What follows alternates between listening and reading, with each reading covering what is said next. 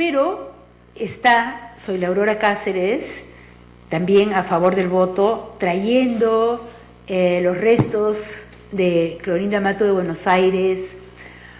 Está Elvira García García publicando la primera historia de las mujeres en el Perú, ¿no? Que es La mujer peruana a través de los siglos, que son 2 volúmenes así, desde Mama Occhio, ¿no?, hasta las tipógrafas, las telefonistas, las secretarias, las enfermeras de su época. Muy interesante, sin fuentes, sin notas a pie de página, porque uno dice, ay, ¿de dónde sacó esa información? No sabemos, pero son 2 volúmenes así, con toda la historia de las mujeres, y eso dice mucho también, ¿no?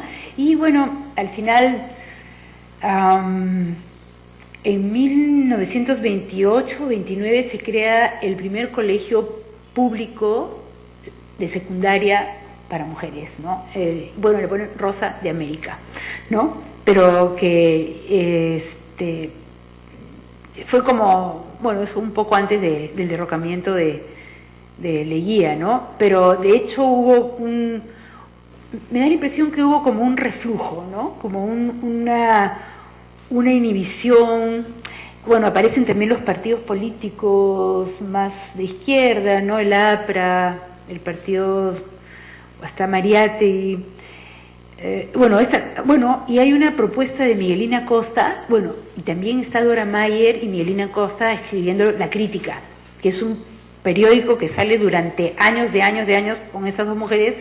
O sea, cuando Dora Mayer, digamos, se separa fracasa ya su relación con Zulen, y el Deber Pro Indígena deja de salir, que lo sacaban ella y Zulen, básicamente, con Joaquín Capello también al lado, dirigiendo, financiando, no sé, ellas 2 se embarcan en La Crítica, ¿no?, que es un periódico básicamente de defensa de los movimientos obreros indígenas, ¿no?, desde 1917 en adelante.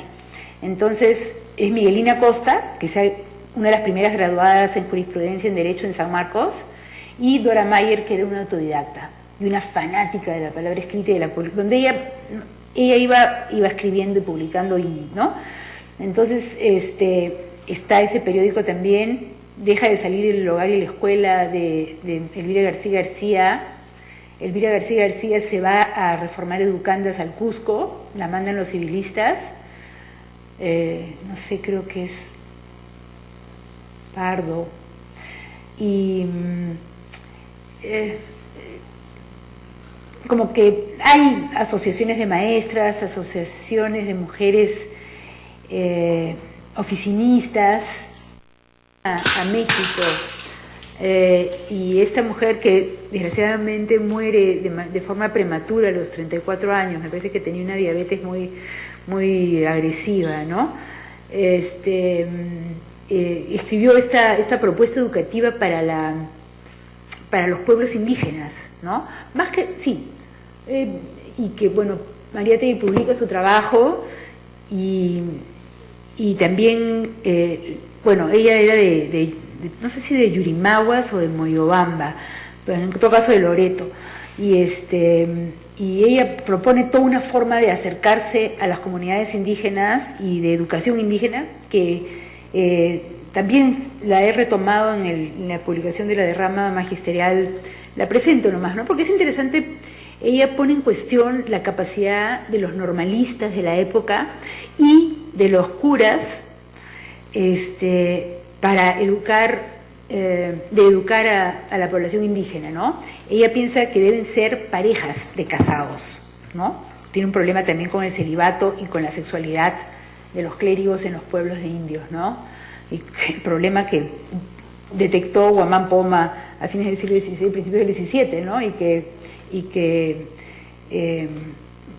que Miguelina Costa también lo ve, ¿no? Entonces habla quizá es como los orígenes, o sea, no quiero sonar así grandilocuente ni decir, ese es el origen, ¿no? Pero se ve de forma embrionaria lo que podría haber sido una propuesta de educación intercultural bilingüe, ¿no?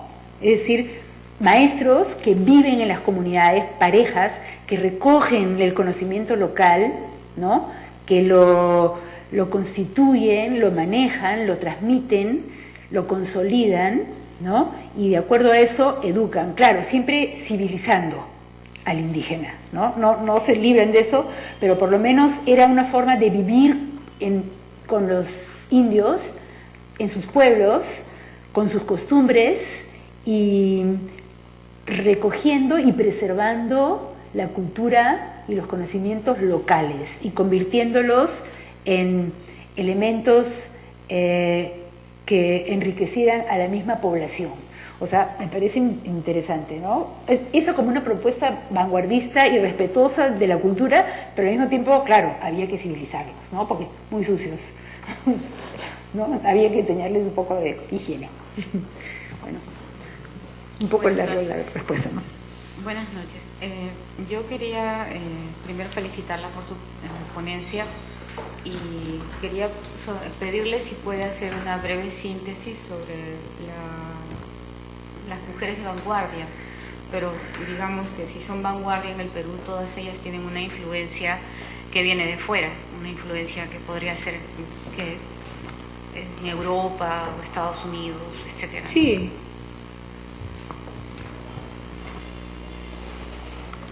Ah, claro, eran mujeres curiosas, abiertas, lectoras, ¿no? Y como dije, ¿no? Entonces, leían a autores positivistas, leían a mujeres escritoras y leían pedagogía europea, leían norteamericanas, ¿no? Venían también norteamericanas, ellas viajaban, entonces había, bueno, me parece que Teresa González de Fanning no, Teresa González es como más local, más tradicional en ese sentido, ¿no?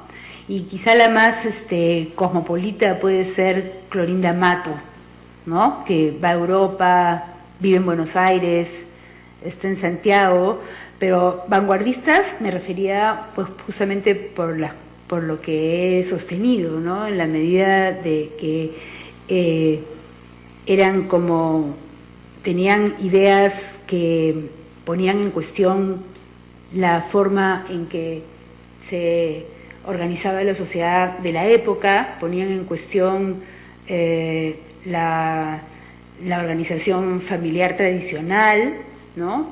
Ponían en cuestión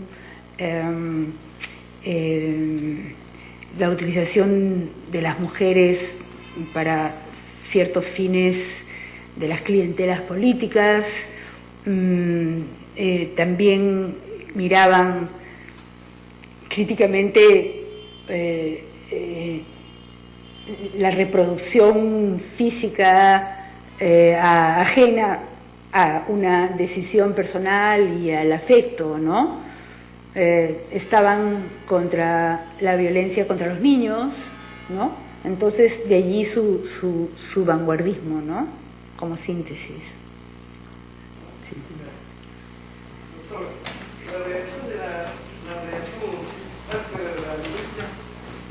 la reacción de la Iglesia tan áspera, bueno, no era de extrañar, por conservar sus privilegios ante estas mujeres contestatarias.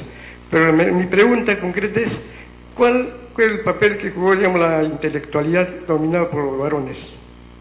¿Defendían o también se ponían en contra de ellas? Bueno, hubo de todo, ¿no? Y es también un tema por estudiarse, algo se ha escrito. Habían hombres simpatizantes con estas posturas y habían hombres que más bien las anatemizaron, ¿no? Y las hostilizaron. Por ejemplo, Juan de Arona, ¿no? Escribe muy brutalmente contra Mercedes Cabello. Luego,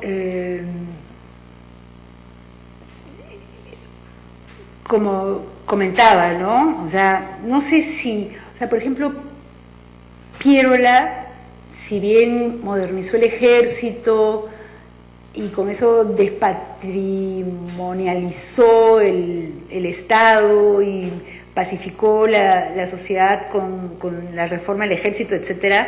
Por otro lado, bueno, al mismo tiempo que le quitó el voto a los analfabetos, al mismo tiempo también fue un aliado, ¿no?, de la Iglesia muy fuerte, y también me imagino que, por ejemplo, allí es difícil distinguir la cuestión,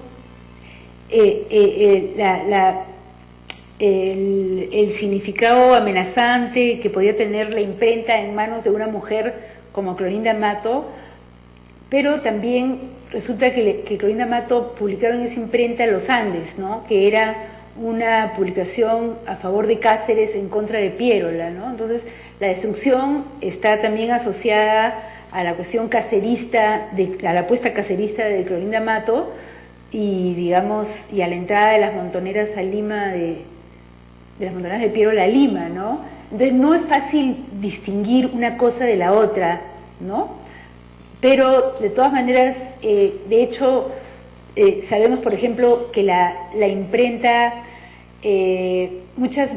fue atacada a lo largo del siglo XIX por distintos grupos que se levantaban contra el Estado, ¿no? O sea, como que la imprenta se constituye por momentos en un objeto que simboliza una individuación, una opinión personal, ¿no?, la construcción de un poder distinto al poder que emana del parentesco, de lo patriarcal, etcétera, ¿no? Entonces, la palabra escrita en manos de las mujeres resultaba muy amenazante, ¿no? O sea, las mujeres no debían escribir, las mujeres escribían mal, las mujeres, según los hombres, ¿no? Las mujeres no eran inteligentes, las mujeres habían nacido para ser madres, para estar en la casa, para criar a los hijos, ¿no? Entonces, digamos, que incursionaran en la palabra escrita causó como irrisión, ¿no? Fueron como ridiculizadas, se escribió mucho contra ellas, ¿no? Entonces, los hombres y algunas mujeres también, ¿no?, tenían temor, ¿no?, a que la escritura y el trabajo intelectual y el pensamiento se convirtiera en una actividad que alejara a las mujeres de la reproducción. Pero en verdad eso es parte del temor masculino, ¿no? Pero, digamos, esta actitud defensiva de los hombres tiene que ver también con el desafío que significa para la masculinidad la presencia de las mujeres en los espacios públicos, ¿no? O sea, una mujer en el espacio público, es decir, una mujer escribiendo, ¿no?, significa la revisión de las bases de la masculinidad, ¿no? Y en esa revisión, digamos, las fantasías que pueden poner en cuestión la virilidad como base de la masculinidad son muy fuertes, ¿no? Fantasías o de castración o fantasías o sea, ¿qué significa para los hombres compartir un espacio con las mujeres de igual a igual, ¿no? Significa redefinirse como hombres, ¿no? Tienen que ser otros hombres los que comparten con las mujeres un espacio público. Entonces, en la introspección para la redefinición de la masculinidad se pueden encontrar también, tenemos todos nuestros fantasmas, ¿no?, con los que nos tenemos que enfrentar en esa redefinición de nuestra propia identidad, para hacer con otros algo distinto en un espacio público, algo así. Sí, buenas noches.